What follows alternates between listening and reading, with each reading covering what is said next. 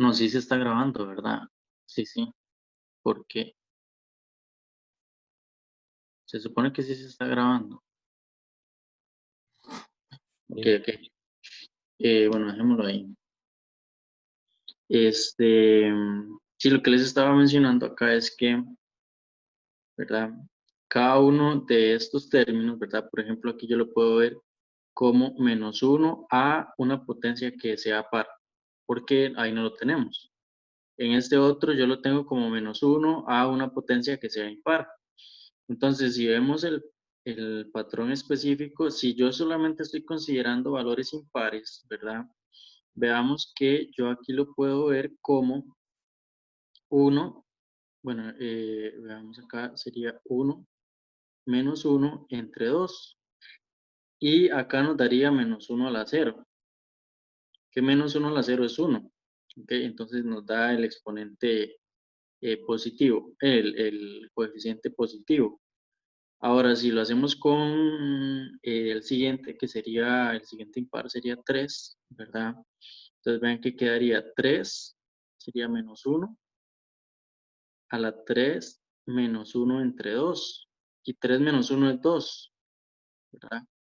Y ahí nos quedaría 2 sobre 2, ¿verdad? Entonces quedaría -1 a las 2 entre 2, que es 1. Entonces esto nos daría -1. ¿Ok? Que es el coeficiente o este mismo coeficiente que tenemos acá, ¿verdad? La relación que vemos con este término que tenemos acá. Y así lo podemos generalizar con todos los demás, es decir, n-1 entre 2 si n es par, si n es impar más bien. ¿Ok? Ah, ok, profe, gracias. Con gusto. Y lo mismo sucede, ¿verdad? Con el otro, pues el otro término, ¿verdad? De la izquierda, de la derecha, que más bien si el n es par, por acá se comporta como n medios, porque veamos que si n es par, aquí sería -1, ¿verdad? -1 a las 2 sobre 2, es decir, nos queda -1, y efectivamente coincide este -1 con este -1 que tenemos por acá, y lo mismo con los demás. Ok, no sé si tienen alguna otra duda hasta acá.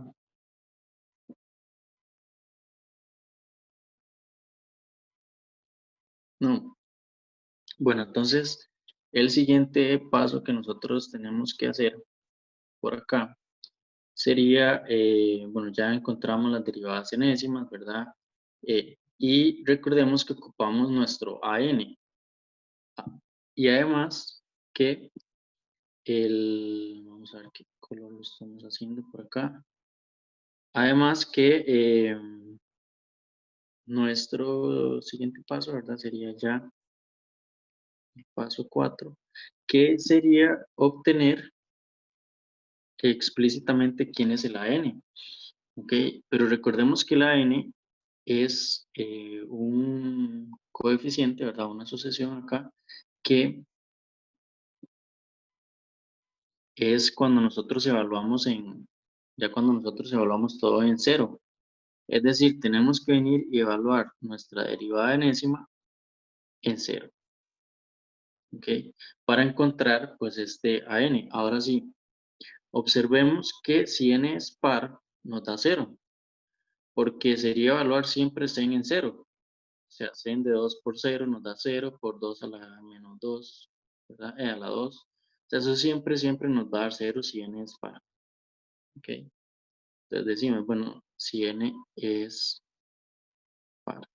Y nos daría coseno evaluado en 0, que es 1, ¿verdad? Entonces, básicamente, únicamente, solamente nos quedaría este término de acá. Es decir, solamente nos quedaría esto de acá, ¿verdad? Si evaluamos en 0, porque coseno evaluado en 0 nos da 1. Entonces, obtenemos que Fn evaluado en 0, si n es impar, nos daría -1 a la n-1 entre 2 por 2 elevado a la n si n es impar. ¿Ok?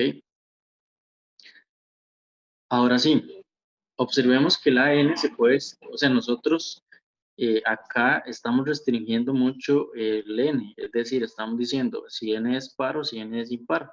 Sin embargo, si nosotros nos devolvemos a lo que es la fórmula de la serie de Taylor, ¿verdad?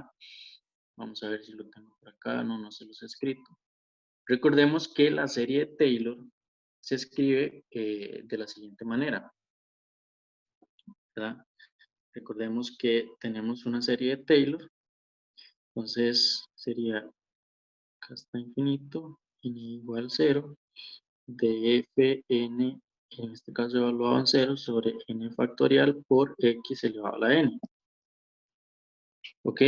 Pero aquí digamos que no hay restricción sobre el n, o sea, empezamos con n igual 0 y así vamos sucesivamente, ¿verdad? Entonces, ocupamos explícitamente lograr ver nuestro AN, ¿verdad? Con cualquier n y que a la hora de evaluar nos dé valores impares, ¿ok?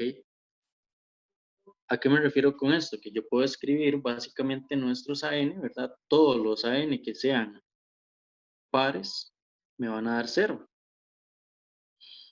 Y así estoy escribiendo de manera general, ¿verdad? Cualquier término n. Es decir, observemos que acá, si n es 1, nos da que A2 es igual a 0. Y efectivamente acá eso es lo que estamos viendo, ¿verdad? Cuando evaluamos básicamente la segunda derivada siempre nos va a dar 0. ¿Ok? Y así para todos los pares, ¿verdad? El coeficiente siempre va a ser 0. O sea, el término siempre nos va a dar 0. ¿Ok? ¿Sí me entienden como esa importancia de lograr ver una forma general, ¿verdad? Para cualquier n en nuestro AN y no solamente restringirlo para n par o n impar. ¿Me entienden eso que les estoy diciendo? Profe, no le entendí esa última parte. ¿Ok? Lo que yo les estoy diciendo, ¿verdad? Es que vean que acá nosotros estamos restringiendo mucho a que el n es par o el n es impar, ¿verdad? Eh, es decir, yo digo, si n es par, la primera derivada me da 0, o el coeficiente, ¿verdad? Recordemos que en realidad cuando nosotros nos vamos a los términos de la n, ¿verdad?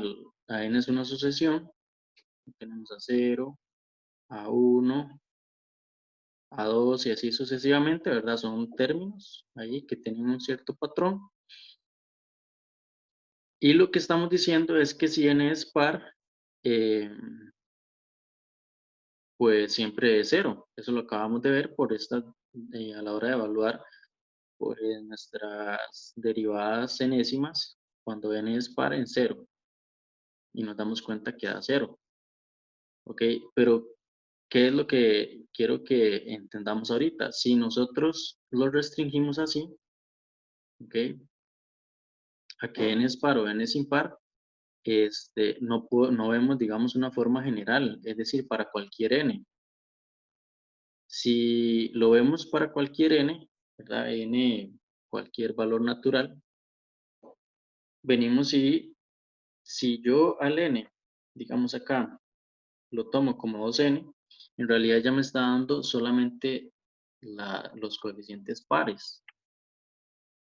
Es decir, aquí tengo A2, A4, A6, sin importar el n, ¿verdad? Porque n sigue siendo 1, 2, 3, 4, 5, 6, 7, 8, 9 y así sucesivamente. Pero el 2 por ese n siempre me va a hacer par. ¿Ok? ¿Sí le queda claro? Sí, ahora sí, profe, gracias. Sí, ok. Entonces observamos que, bueno, ahí vemos que sí, siempre sería 0. Ahora, ¿qué pasa o cómo logramos escribir que el n sea impar?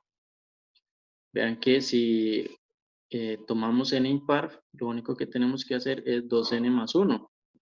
¿Por qué? Porque aquí ya tendríamos todos los términos impares, por ejemplo, y para cualquier n, ¿verdad? Incluidos el 0. Entonces vemos que si n es igual a 0, nos da a 1. Si n es igual a 2, bueno, a 1, ¿verdad? Nos da el término a 3, ¿verdad? Porque sería 2 por 1, 2 más 1, 3. Y así sucesivamente lo podemos, podemos encontrar con con solamente esta notación de acá,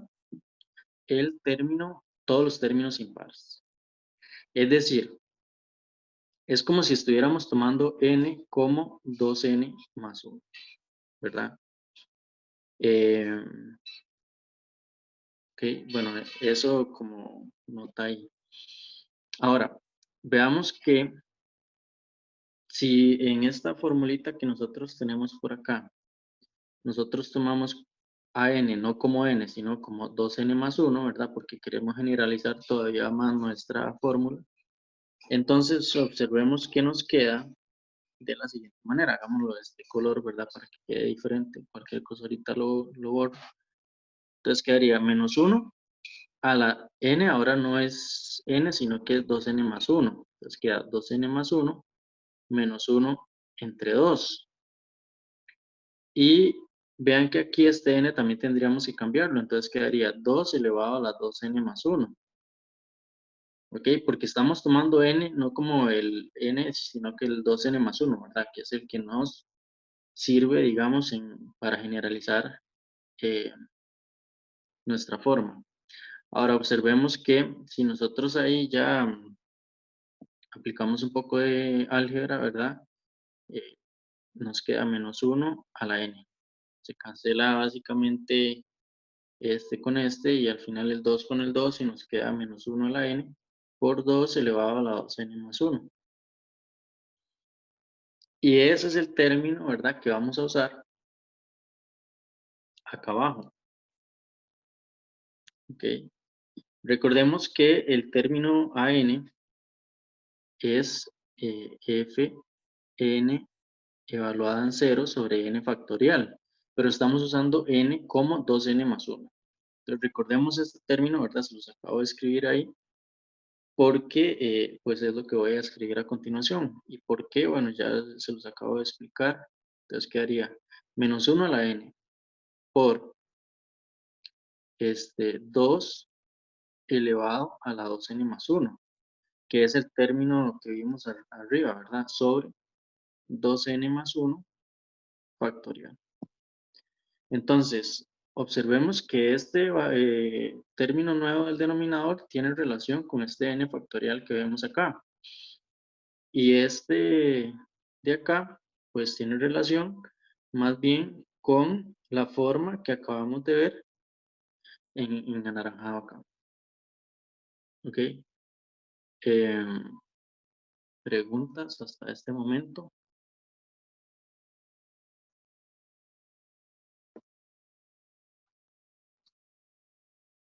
¿No tienen preguntas?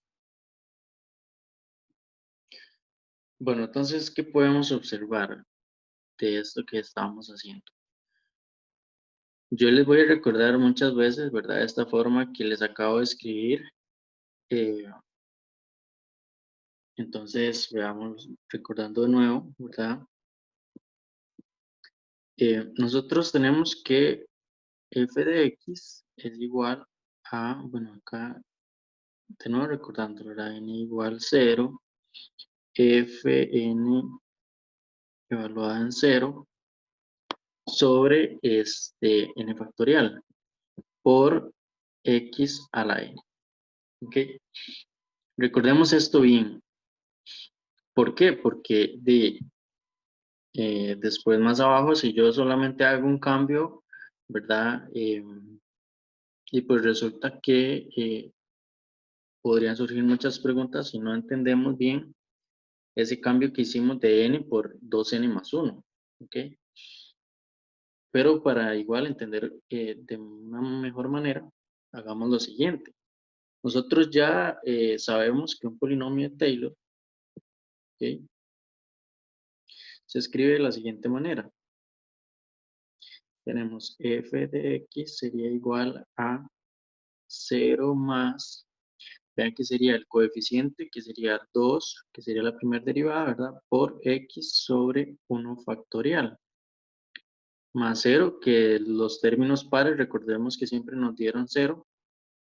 Menos 2 a la 3, recordemos que todos los coeficientes nos daban 2 a la n, o menos 1 por 2 a la n, ¿verdad? Por x a la 3 sobre 3 factorial. Continuamos por acá. Después el siguiente nos daba 0. Entonces 0 por x a la 4. 2 a la 5 por x a la 5 sobre 5 factorial. Después 0 por x a la 6. Menos 2 a la 7 sobre 7 factorial por x a la 7. Y así sucesivamente, ¿verdad? Lo podemos seguir tomando los coeficientes que dijimos. Es decir, nosotros ya de una vez podemos venir y afirmar, ¿verdad? Que sen de 3x, perdón, aquí estamos con 2, que sen de 2x sería igual a, tenemos la serie acá, n igual 0, de menos 1 a la n, sobre 2n más 1 factorial, por 2 elevado a la 2n más 1, por x elevado a la 2n más 1. Ahora sí, bueno, ¿por qué es que, digamos, estoy como señalando tantas veces, ¿verdad? Esta parte, vamos a ver, del f de x, es decir, esto de acá. Porque ustedes se podrían preguntar, ¿verdad? ¿Por qué es que estamos aquí tomando como exponente siempre al 2n más 1? Pues vean que aquí tiene relación con lo que acabamos de ver. ¿Ok? O sea, tiene que ver con lo que les acabo de decir, ¿verdad? De generalizar esta parte. Y con en sí la fórmula de Taylor. O la serie de Taylor que vimos como definición ahora. Ahora yo puedo reescribir esta serie como, pero solamente digamos para que pueda yo trabajar más cómodamente. Lo puedo reescribir como 2x elevado a la 2n más 1. Y de hecho, bueno, hay una razón del por qué les estoy dando, digamos, todo esto de acá. Ahora, es decir, ¿por qué simplemente no hicimos la de sen? Ustedes, no sé si ustedes se preguntan acá, ¿por qué simplemente no hicimos la de sen? Y después aplicamos una composición o una sustitución.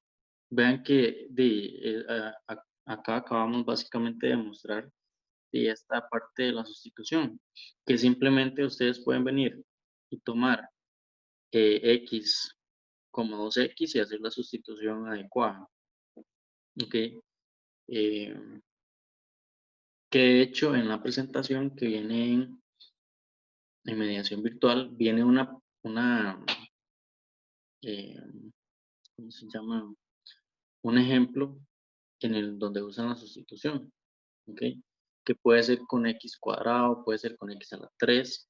Es decir, si aquí ustedes tienen sen de x a la 3, ¿verdad? ¿Qué es lo que tienen que hacer? Simplemente cambiar el x por x a la 3, ¿verdad?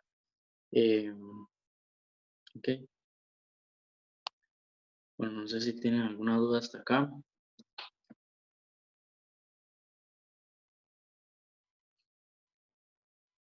No. Ok, ok. Recordemos que aquí nos preguntaban un par de cosillas, ¿verdad? sea, no era solamente pues encontrar la serie, sino que nos decían que, o sea, ya encontramos cuál es la serie de Taylor generada por la función definida por f de x igual sen de 2x. Lo que sigue es determinar el intervalo de convergencia. Y para esto, digamos, vamos a recordar pues algunos criterios que vimos la semana pasada, que en realidad es el criterio que se usa para demostrar acá lo que son radios de convergencia. Y el criterio era el de la raíz enésima o el criterio de la razón. Cualquiera de los dos pueden usarlo, sin embargo acá pues es más conveniente usar el criterio de la razón. ¿Ok? Entonces pues vamos a usar ese criterio. Ok, de un momento. Ok.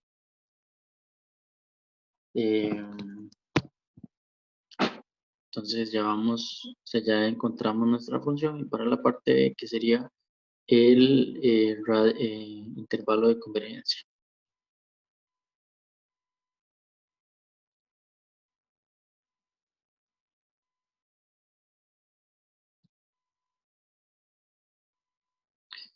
Entonces veamos que ocupamos saber, bueno, aquí podemos usar AN, BN, ¿verdad? Como ustedes gusten.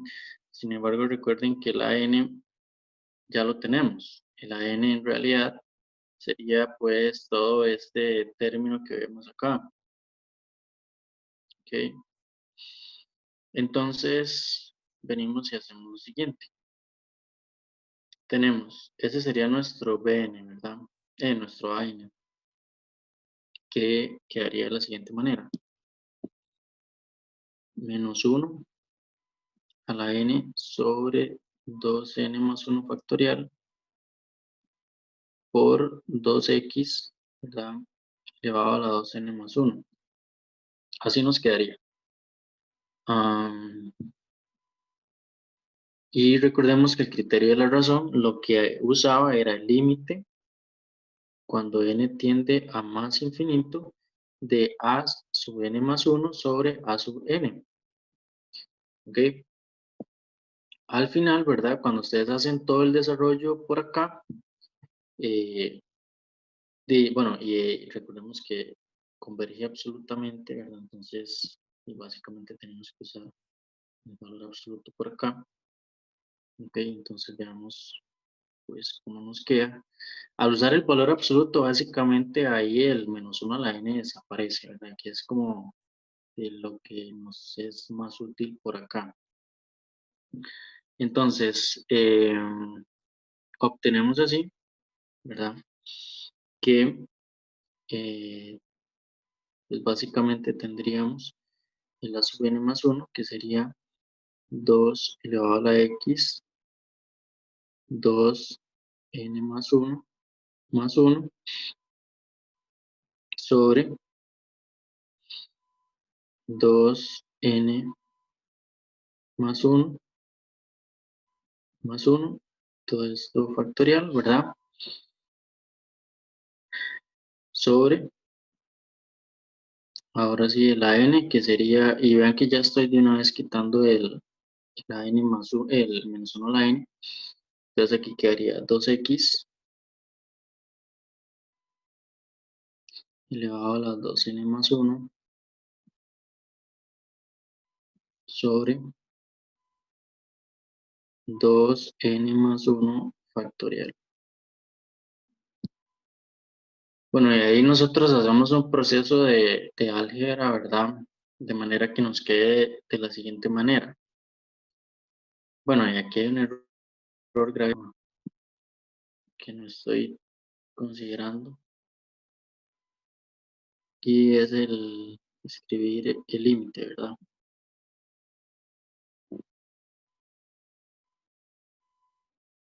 Límite cuando n tiende a infinito. Y por acá también. No, ya solo ese. Que solo que queda un poco grande ahí el límite. Que ya cuando ustedes hacen el proceso pues de álgebra acá, en el cálculo del límite, nos quedaría de la siguiente manera. nos quedaría el límite cuando n tiende a más infinito de 2x a la 2 por 2n más 1, todo esto sobre 2n más 3, 2n más 2 y 2n más 1.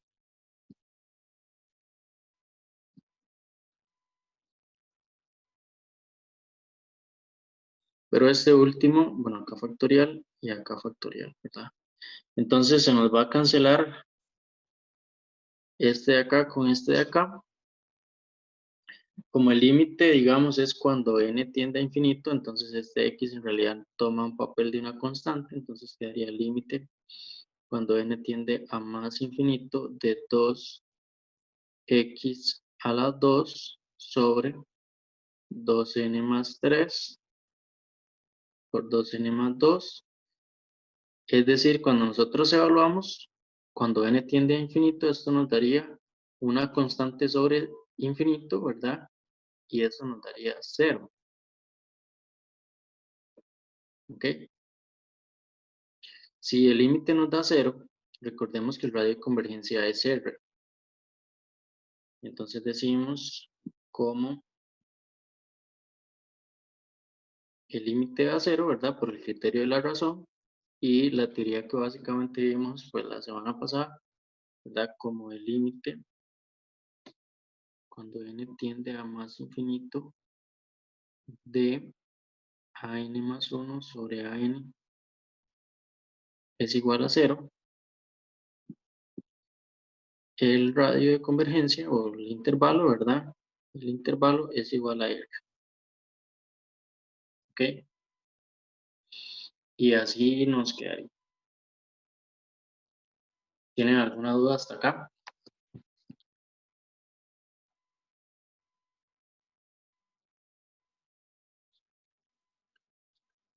No les queda duda, todo clarísimo. Sí, seguros y seguras.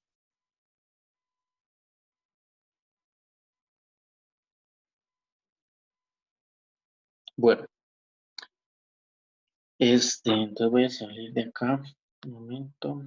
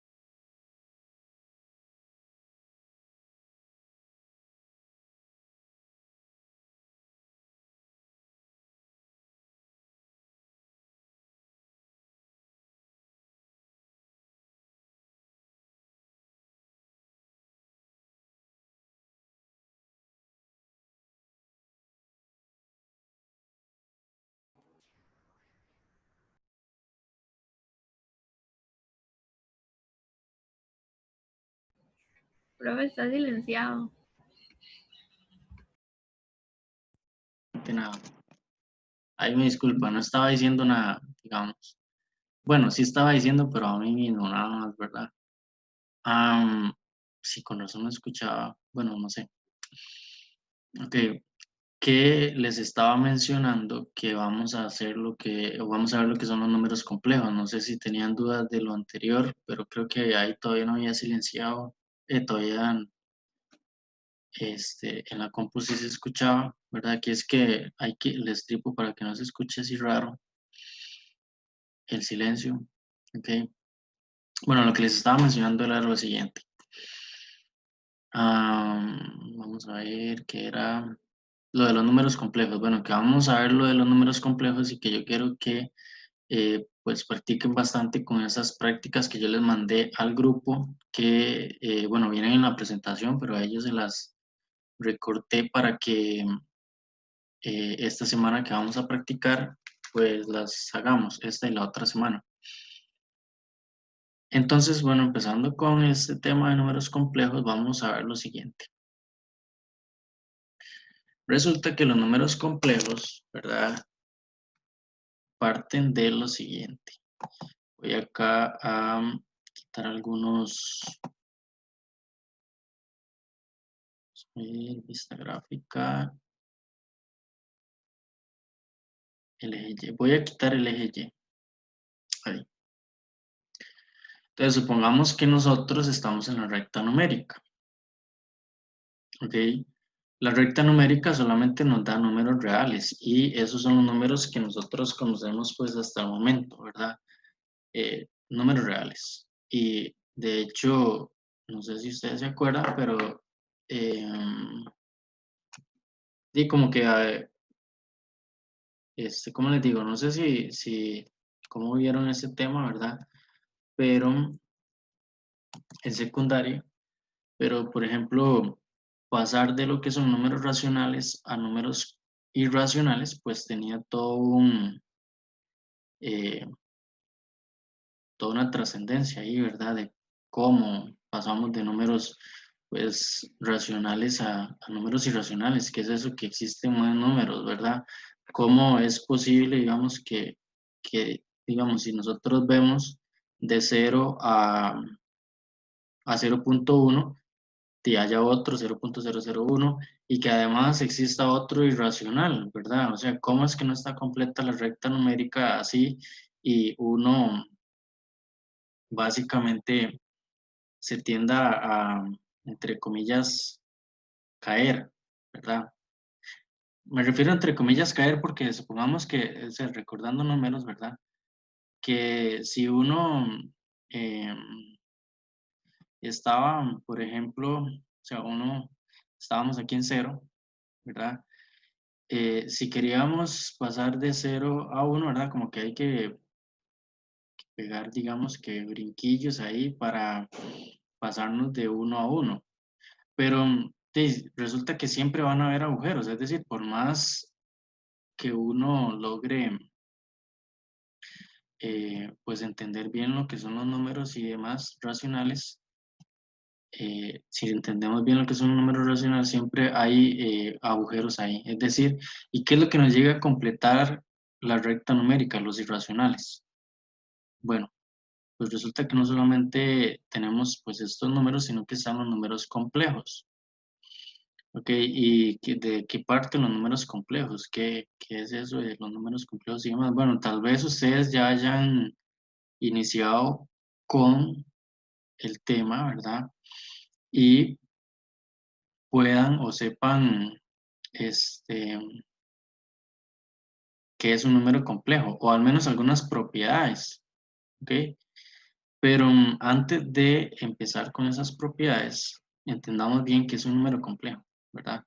Porque si nosotros empezamos de una vez como, y es igual a raíz de -1, ¿verdad? No entendemos bien, o sea, qué es un número complejo. Y que en realidad los números racionales, los números reales son números complejos también.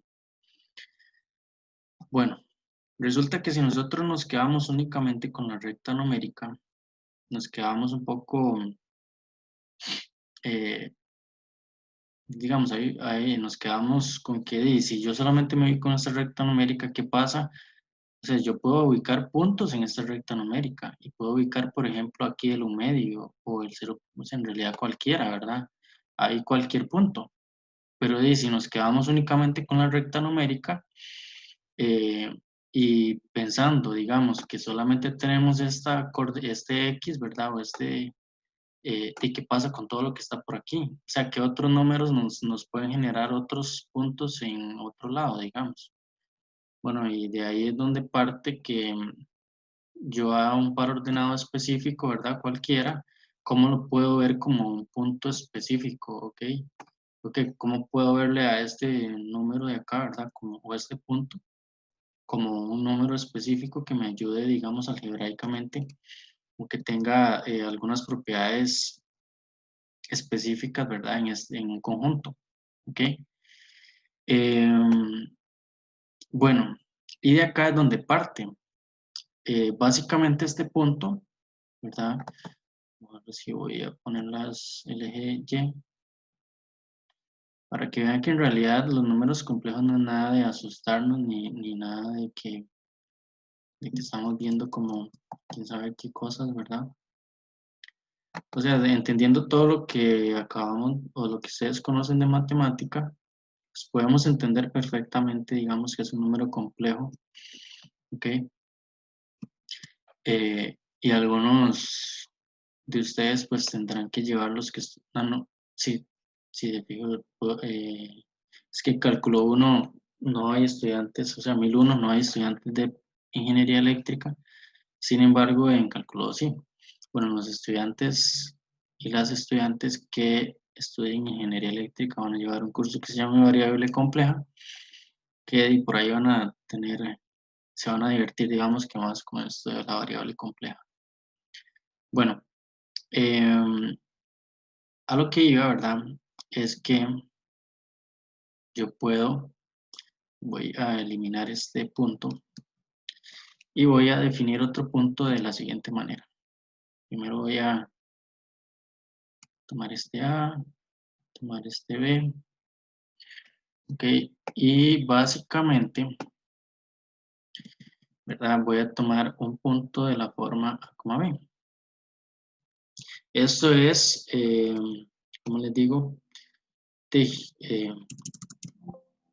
son propiedades que nosotros conocemos, pues no de siempre, ¿verdad? Pero sí conocemos bastante sobre, pues, lo que es un punto.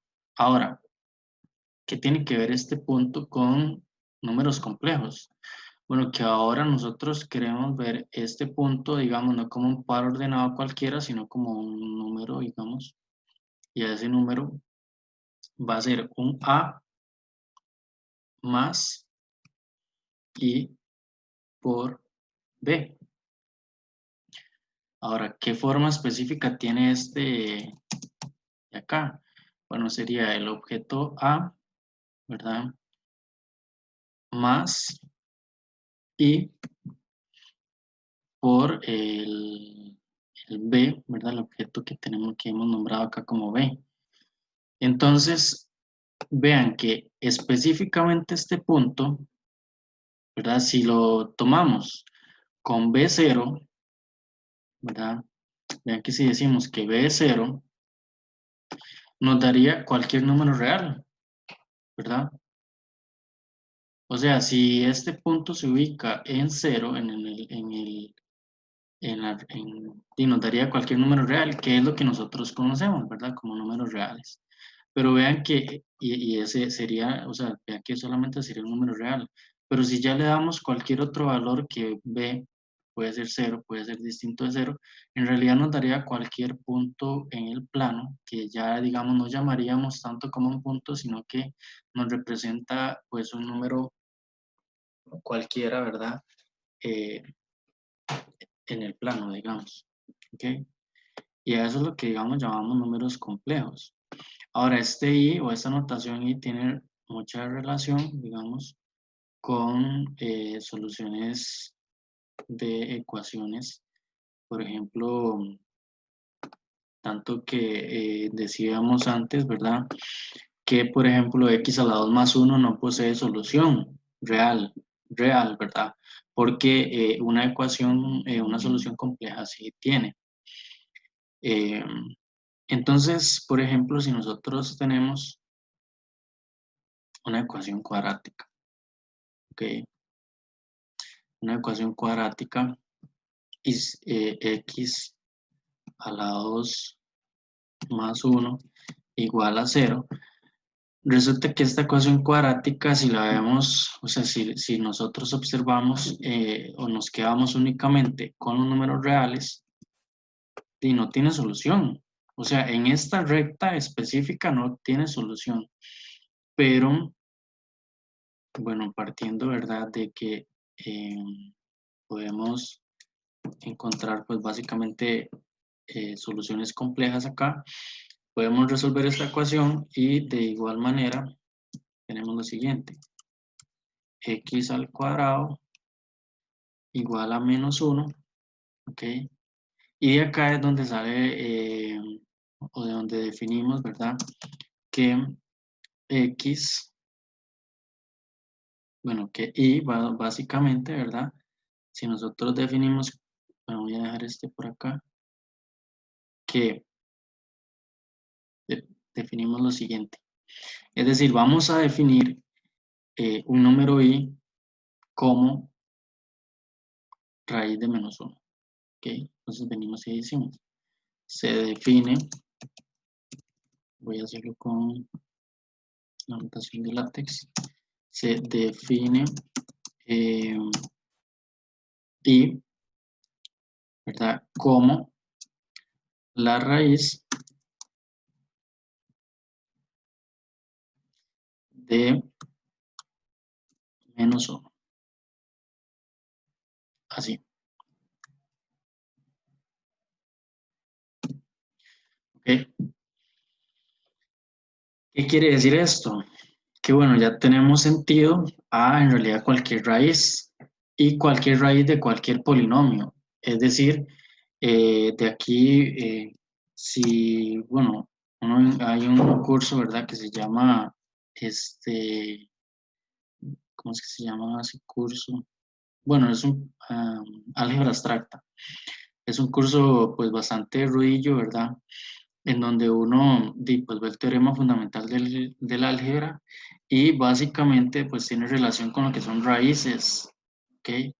Eh, entonces de ahí uno puede tener ciertos resultados, ok, no me voy a ir muy profundamente hacia otros lados, ¿verdad? Sin embargo, observemos que si nosotros elevamos al cuadrado y básicamente obtenemos que i elevado a la 2, ¿verdad? Sería igual a menos 1, ¿ok? Entonces, si nosotros ya definimos, ¿verdad? Porque de aquí ustedes se podrían preguntar, pero ¿por qué el profe aquí puso SI? O sea, ¿qué está pasando, verdad? ¿Qué, qué, qué cosas están pasando por acá? Bueno, simplemente que para que esto tenga sentido, tuvimos que definir que y sea igual a la raíz de menos 1. ¿Ok? Esto, digamos, si hablamos única y exclusivamente en los números reales, no tiene sentido, ¿verdad? Pero si ya nos vamos a los complejos y ya, por decirlo así, extrapolamos lo que es la recta numérica a cualquier otro punto en el plano o cualquier otra recta acá, pues sí tiene sentido, ¿ok? Y lo tiene sentido de manera geométrica, así como se los estoy acá diciendo, ¿verdad?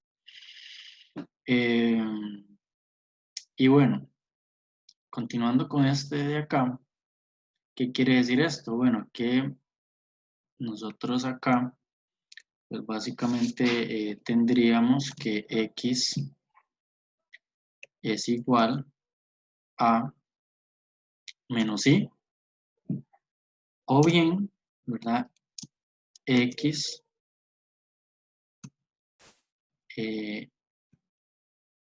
2 sería igual a i. Ok, entonces por acá no me hace falta acá. X1. Listo. Bueno, entonces acá tenemos lo que es números complejos. No sé si les queda claro.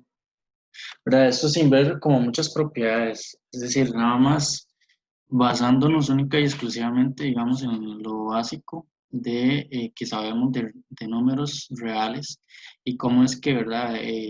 Pasamos de ahí a lo que son números complejos. Por acá también tengo pues una pequeña presentación. Ahí esa presentación que se hizo. Aquí está.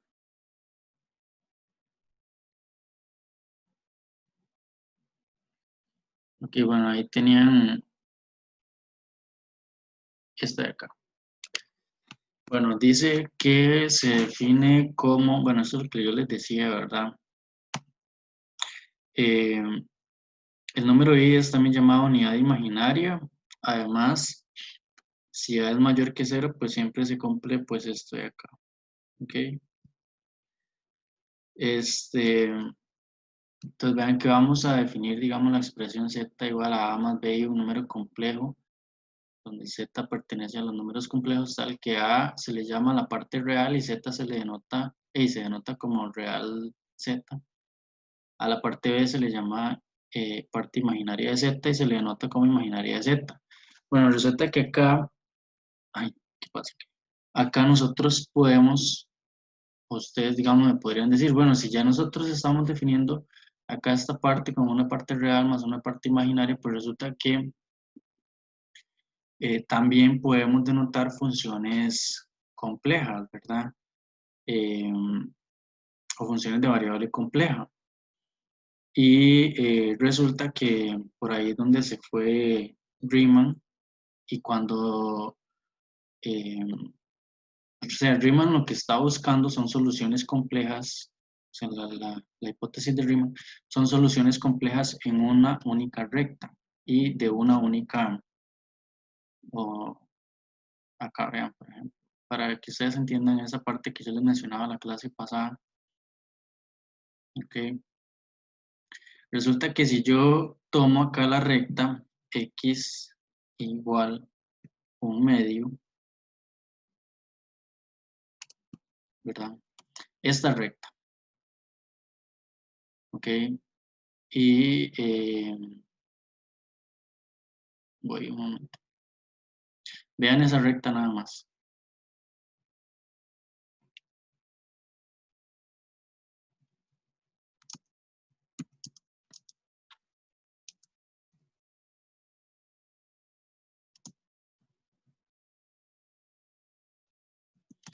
Ok, denme un momento que lo que quiero es buscar la, aquí está.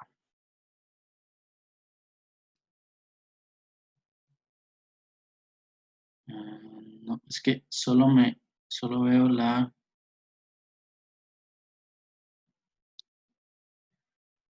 vamos a ver, denme un momento nada más. Ok.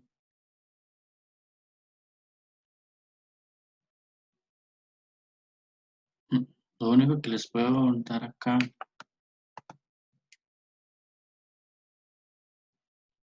es, esta no es la función z de Riemann, ¿verdad? Pero eh,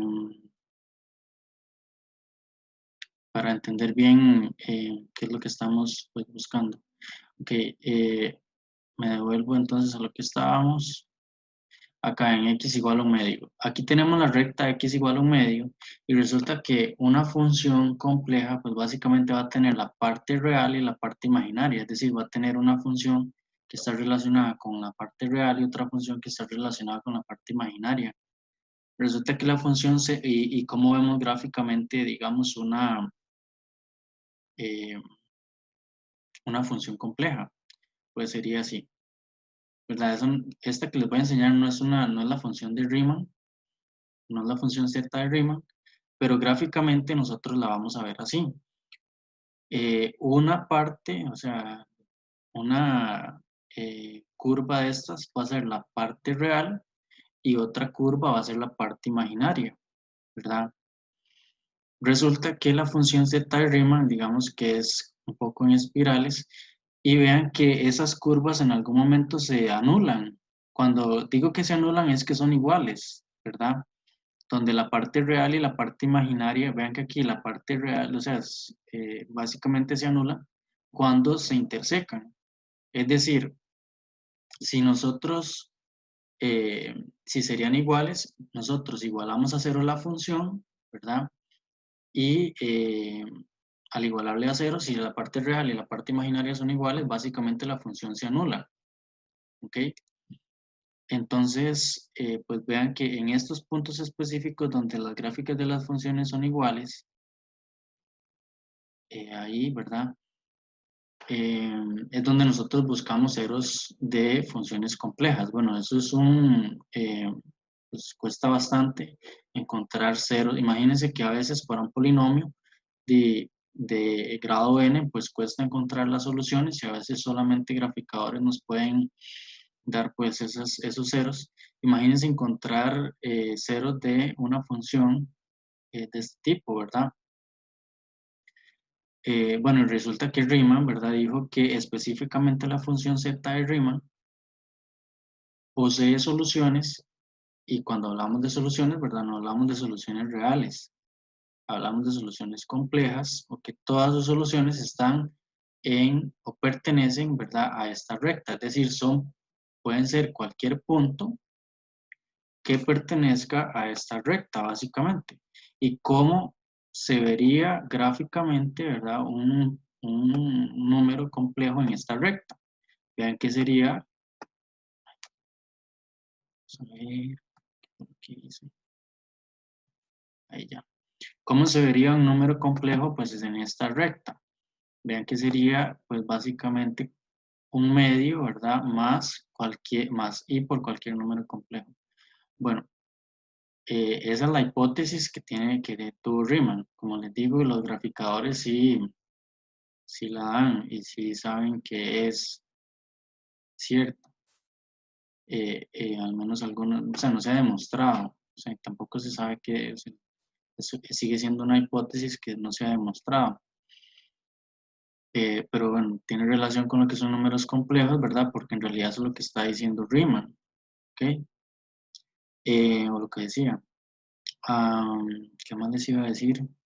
Y bueno, ¿por qué es importante esta función? Porque esta función, como lo vimos la vez pasada, se define con o a partir de lo que son números primos y que 1 menos ese primo, ¿verdad? Elevado a una potencia, bueno, ahí ustedes ven cuál era la función z de Riemann, como se lo digo la vez pasada, es igual a una serie. Entonces ven que tiene relación básicamente con todo lo que hemos visto en el curso y cómo esto pues ha ayudado un montón ahora, bueno, a lo que conocemos actualmente, un montón de resultados que vemos actualmente. Vamos a ver en qué era lo que les estaba mencionando. Sí, la presentación. Vamos a ver, aquí está.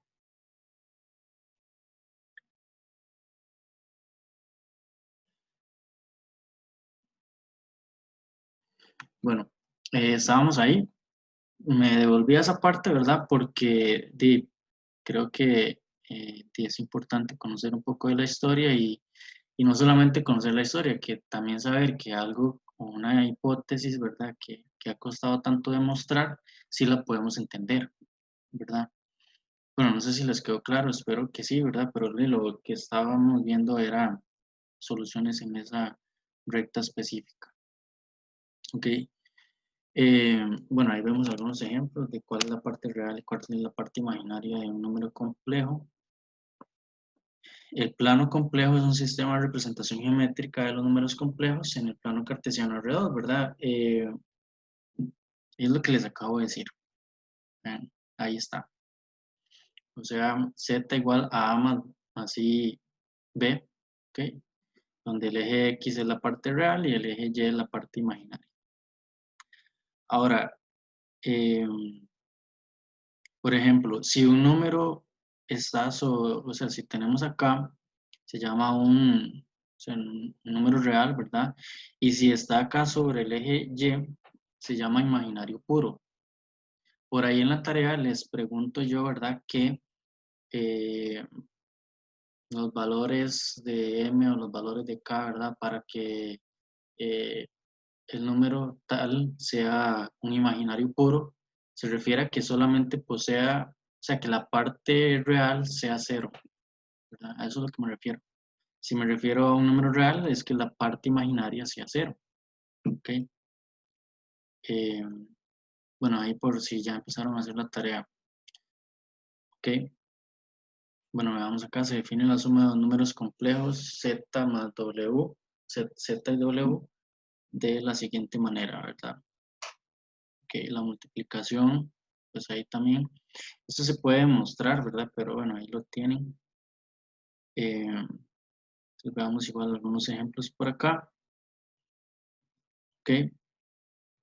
estos son, yo estos se los voy a mandar, entonces ustedes pues lo ven y realizan lo que son las operaciones. ¿Sí?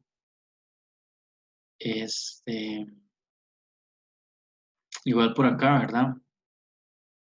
O sea, pueden usar directamente estas propiedades que les estoy dando para simplificar las expresiones. No es necesario ahí demostrar nada, sino que simplemente usan estas propiedades.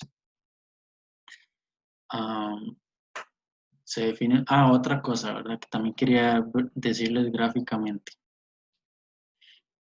Bueno, que tiene relación con eso del módulo, ¿verdad? Pero quiero que lo veamos gráficamente, no solamente que lo entendamos así como simplemente así. O sea, simplemente verlo así por verlo, sino que lo entendamos acá. Tengo que ver qué ocupo borrar. Borrar la recta. Esta y el punto. Eso es lo único que ocupo borrar. Bueno, y este punto A que no sé para qué está. Ok, veamos entonces ahí cualquier número real. Si observamos, en realidad este número real, ¿verdad? Que vemos, es real. Este número complejo que vemos acá tiene relación, la voy a poner acá en el origen, tiene relación con respecto a la distancia que hay de este punto al origen. Es decir, uno podría encontrar muchas características importantes acá que tiene este punto específico, ¿verdad? Que es esa distancia, o sea, hay una distancia del centro al origen y bueno, del punto o de este punto, ¿verdad? Que lo podemos ver como un número complejo y una relación en el plano cartesiano y esa distancia al origen. Y vean que en realidad yo puedo tomar una circunferencia, ¿verdad? Que posea radio,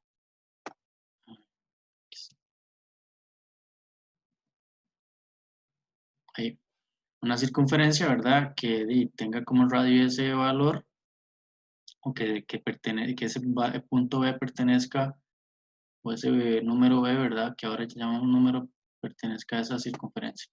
Bueno, y si ya nosotros sabemos la fórmula de la distancia, pues es súper fácil. Sin embargo, eso se puede deducir, ¿verdad?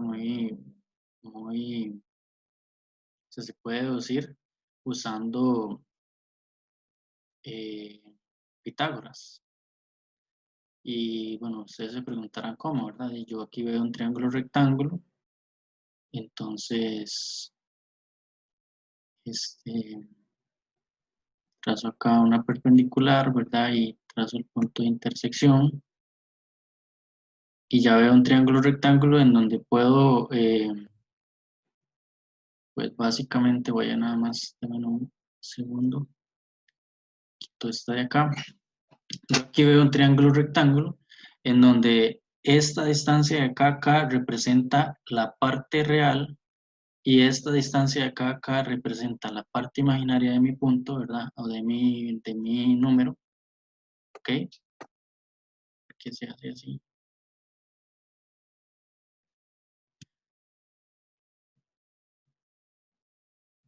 Vamos a ver, voy a quitar nada más aquí el punto F, listo.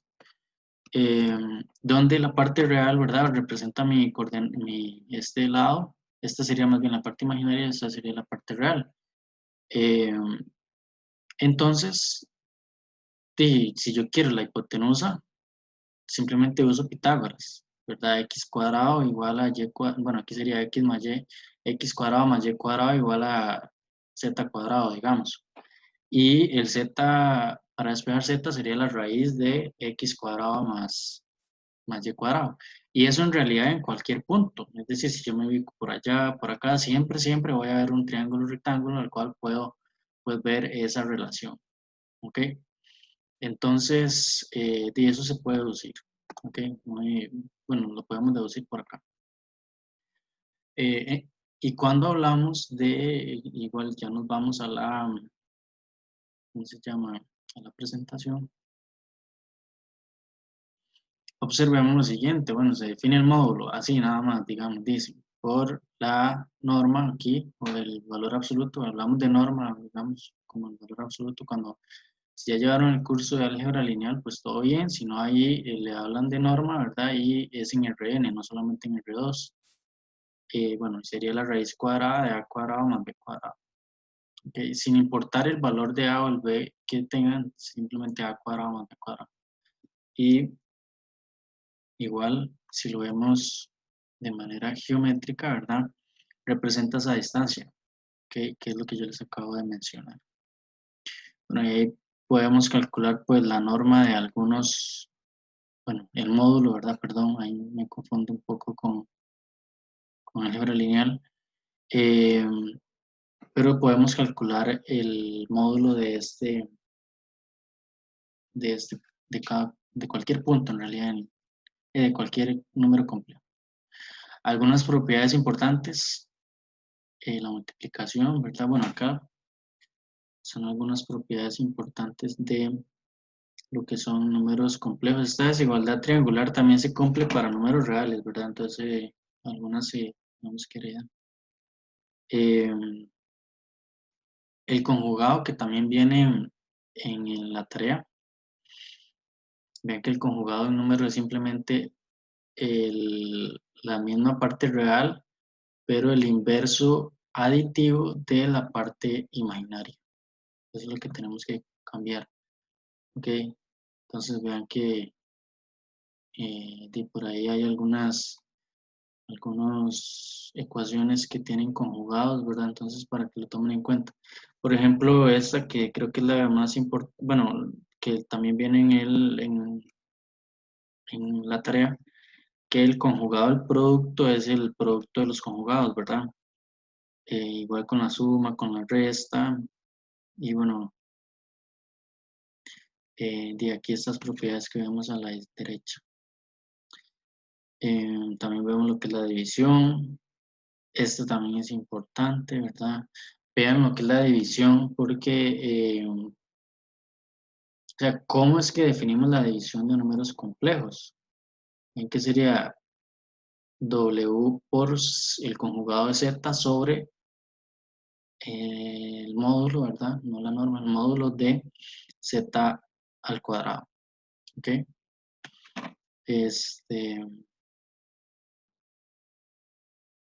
Ok. Bueno, y otra, sí, es súper importante esto de acá, ¿verdad? Que se me olvida siempre. Bueno, no siempre, pero que es la forma polar de un número complejo. Bueno, y eso tiene mucho que ver con, no sé si ustedes se acuerdan de, ¿qué pasó? No sé si se acuerdan de lo que es la circunferencia trigonométrica y que uno al final, ¿verdad? En la circunferencia trigonométrica, ¿verdad? Si nos vamos única y exclusivamente por acá con la circunferencia trigonométrica, recuerden que X era igual al coseno del ángulo, ¿ok? Y ahí igual podemos ver cualquier ángulo, en realidad, digamos, llamémosle al ángulo alfa, aquí. Y que Y era igual al sen. Eso lo veían, digamos, yo no sé si lo vieron en precálculo así, ¿verdad? La construcción y demás. Sin embargo, bueno, así es como se nota, ¿ok? O como se llega, digamos, aquí no me voy a poner a hacerles la construcción porque, bueno, esas son cosillas que siempre les hago en el curso de precálculo. Pero en general, digamos, uno lo deja así nada más en precálculo. Pero bueno, algunos estudiantes le preguntan a uno, profe, ¿qué pasa? Que digamos, no es parte de lo que uno tendría que, digamos, que ver. ¿Qué pasa si el radio es mayor que 1? O sea, ¿qué pasa si aumentamos el radio y aumentamos o lo disminuimos, ¿verdad? O sea, ¿qué pasa? ¿Se sigue cumpliendo eso? Pues se sigue cumpliendo, digamos, que X es igual a cos o X es igual a Y es igual a sen. Pues no, ¿verdad? Lo que sí se cumple es que X es igual a R, ¿verdad? R por el coseno del ángulo y Y es igual a R por el sen del ángulo. Entonces, de manera general, si yo defino acá y me estoy ubicado en la circunferencia trigonométrica, ahí sí, X es igual a R a coseno, y porque el radio es 1. Pero si el radio es distinto de 1, y sería X igual a R coseno y Y es igual a R sen. Okay, que es, digamos, la forma que nosotros nos interesa, ¿verdad? Porque ocupamos básicamente cualquier representación, no solamente la de la circunferencia trigonométrica, sino cualquiera. Ok, y bueno, eso es lo que nosotros pues nos interesa. Entonces, cuando vemos lo que es la representación polar de un número complejo, pues tiene que ver con eso. Ahí les volví a dar la misma presentación. Tiene que ver con esto que les acabo de decir. Ok, y por acá.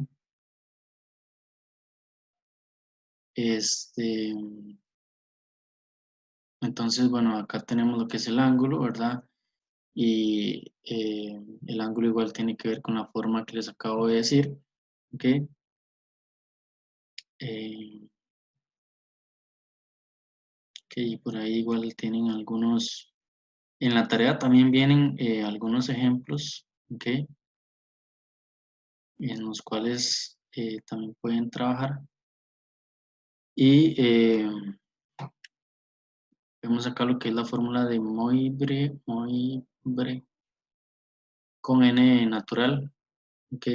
Y que se define, ¿verdad? Lo que es, ¿y eso para qué nos sirve? Bueno, esto es para calcular raíces enésimas de una, de una ecuación, ¿ok? Entonces, bueno, aquí igual, esto les queda, digamos, ahí en la tarea, cualquier cosa, si tienen dudas, ustedes nada más me preguntan, ¿verdad? Yo ahí eh, les puedo ayudar. Lo que pasa es que esto es como, recuerden que esta de acá son, o sea, yo quiero que practiquen y que, o sea, esto es como un estudio independiente, lo que pasa es que aquí les estoy haciendo un reforzamiento porque además esta materia me gusta bastante, digamos. Eh, entonces, ahí cualquier cosa me pueden preguntar, ¿verdad? Ok. Veamos por acá, eso tiene que ver con el teorema fundamental del álgebra. Tiene los sumo n soluciones complejas en el conjunto de los números complejos y por lo tanto p de x puede factorizarse mediante factores lineales. Ese es el teorema fundamental del álgebra, ¿verdad? Básicamente. Entonces, no podemos decir esto para números reales. Por ejemplo, si yo tengo un polinomio con coeficientes constantes, si uno de sus factores es irreducible y ya no necesariamente tiene n raíces reales, pero para los números complejos sí, ¿verdad? Lo único que podríamos decir es que, bueno, los números complejos vienen en pares. Es decir, si existe un número complejo, existe su conjugado, ¿verdad? Entonces, lo único que podríamos decir es que cualquier ecuación o cualquier polinomio de orden impar, ¿verdad? Tiene a lo sumo una solución real, ¿verdad? Porque las demás serían complejas, porque vienen en pares, ¿ok? Eso es lo único que podríamos concluir, digamos, de números reales, ¿ok? Bueno, esto también son ecuaciones que ustedes tienen por ahí. Lo que son las raíces de los números complejos, ¿verdad?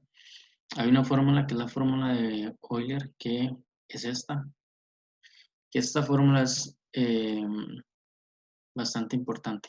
De hecho, este valor que viene acá, e a la IP, igual a menos 1, de hecho es igual a la IP más 1 igual a 0, es un número, digamos, bastante, eh, ¿cómo les digo? Bastante característico, ¿verdad? Porque sería e a la IP más 1 igual a 0. Ahorita les explico un poco esa parte, ¿verdad? Porque si quiero detenerme un poco en este valor.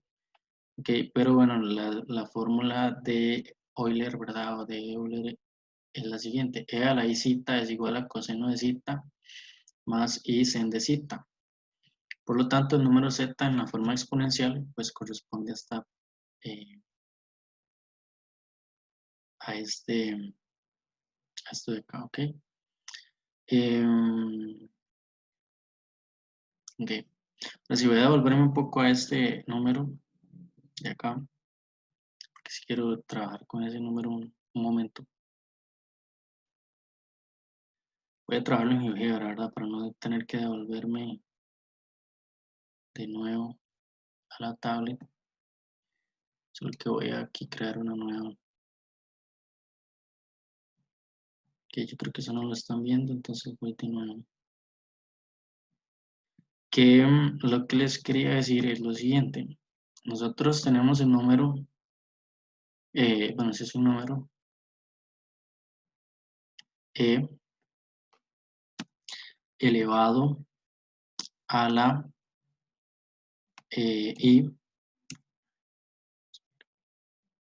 démosle acá de una vez, e elevado a la i por pi. Eso es lo que tenemos. Si usamos la fórmula de Euler, resulta que sería igual, y bueno, igual nos podemos devolver, ya yo sé qué valor da, ¿verdad? Pero ahí vamos a devolvernos para que ustedes lo vean. De hecho, ya les acabo de decir cuál es el valor que da. Ven que sería coseno de pi más i sen de pi, ¿verdad? Ok, eso sí, ahí lo vemos. Entonces, quedaría coseno de pi más i por sen de pi. Así, aquí abajo lo pueden ir viendo, ¿verdad? Ahora, coseno evaluado en pi es menos 1. Sen evaluado en pi es 0. Entonces eso nos daría menos 1. Ok, ahora, ¿por qué, digamos, me parece tan importante esto de acá? Bueno, este número y esta representación que acabo de hacer. Por lo siguiente, veamos, tenemos que e elevado, ok, voy aquí a la i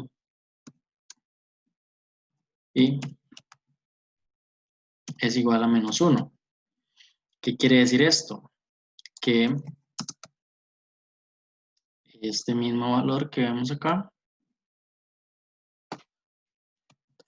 control V, más 1 es igual a 0. Ahí no dice. Es igual a 0, así. Ok, voy a nada más dejar esto acá. Voy a quitar aquí la cuadrícula y voy a hacer esto un poquitito más grande para que se vea mejor. Texto, hagámoslo grande. Y así.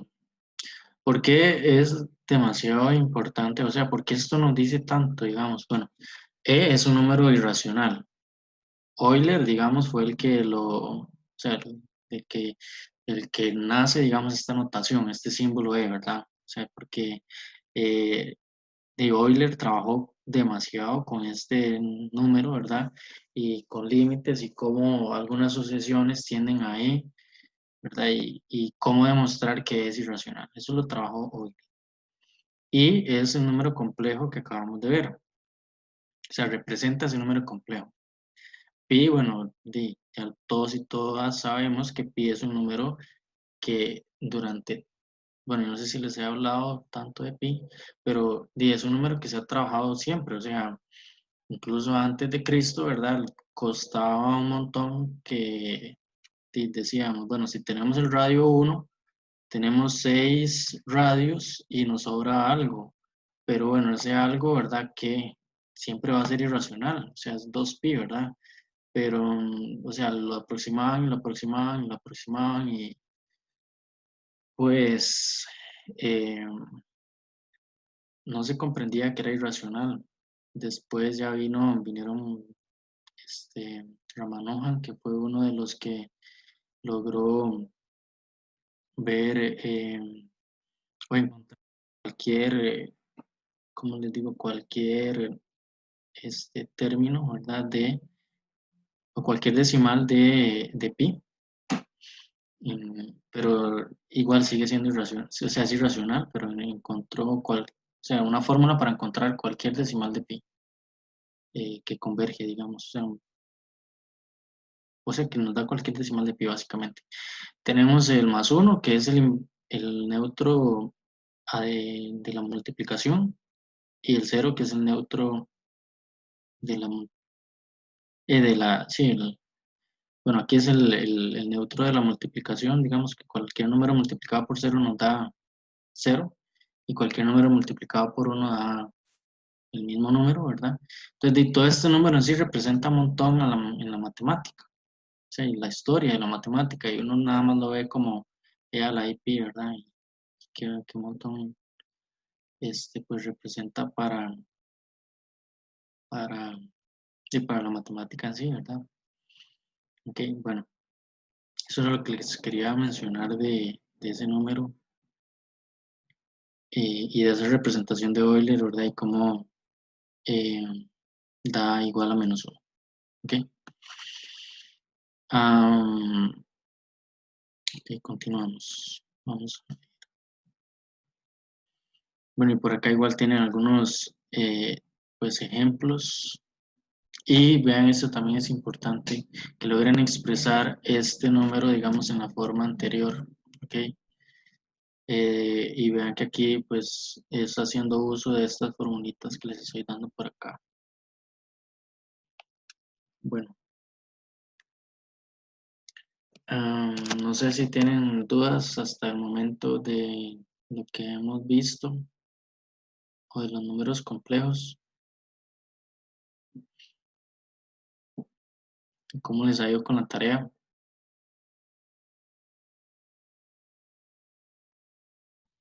Profe, una pregunta. ¿Esa presentación usted nos la manda o está en mediación?